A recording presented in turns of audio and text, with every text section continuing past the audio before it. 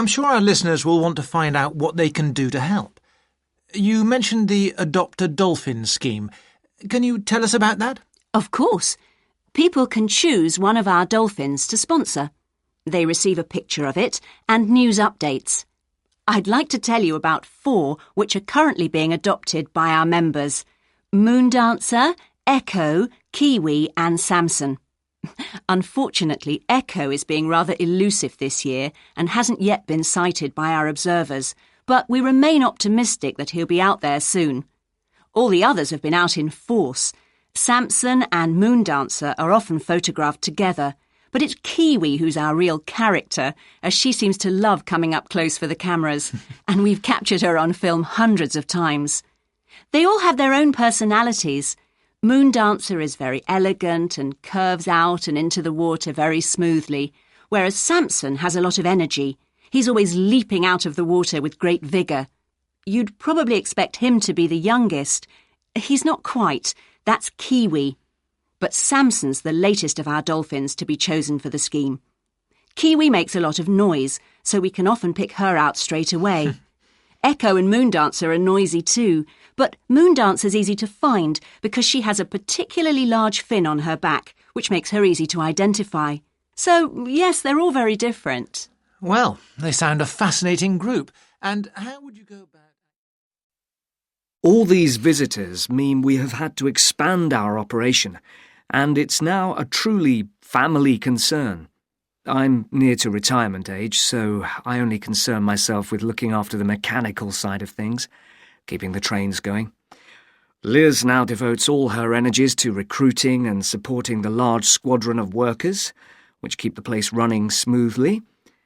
We're really pleased that, after some years away teaching, Sarah has now returned to the park and makes sure the visitors are kept fed and watered, which keeps her pretty busy, as you can imagine. Our son Duncan has been a stalwart of the park for the last 10 years, taking over from me in the area of construction. And I'll say a little bit more about that in a moment. And his new wife, Judith, has also joined the team in charge of retail. That's becoming a tremendous growth area for us. A lot of people want to buy souvenirs. My name's Khalida. I'm a doctor in a busy hospital in London. My job is quite stressful because I work in the accident and emergency unit. Our hospital is the only one in the area with an A&E, so all the urgent cases come to us. Mostly we see people who have been in car crashes or had an accident at home.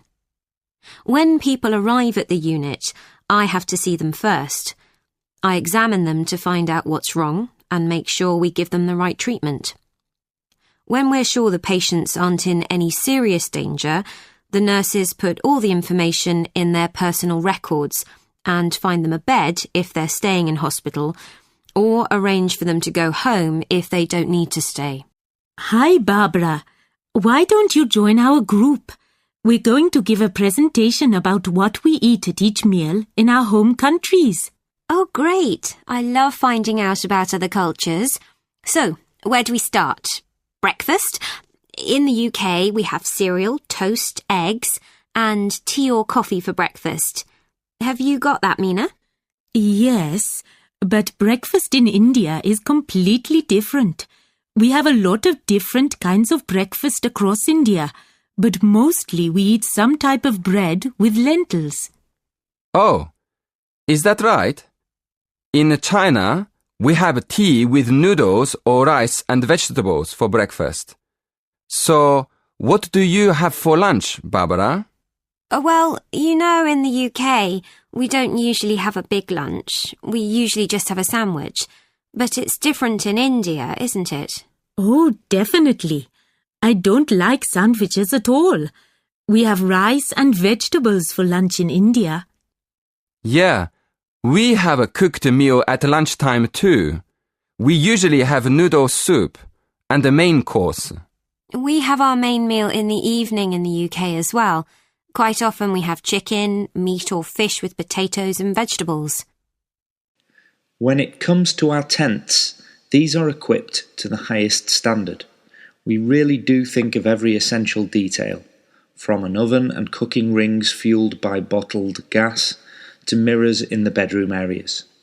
If you don't want to cook indoors, you can borrow a barbecue if you ask in advance for one to be made available, and there's even a picnic blanket to sit on outside your tent.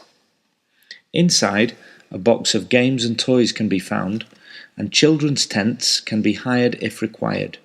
All tents have a fridge, and if you want to spend the day on the beach, for example, ask for a specifically designed PS Camping Cool Box, which will keep your food and drinks chilled. There are excellent washing facilities at all our sites, with washing machines and clotheslines in the central areas, along with mops and buckets in case your tent needs cleaning during your stay.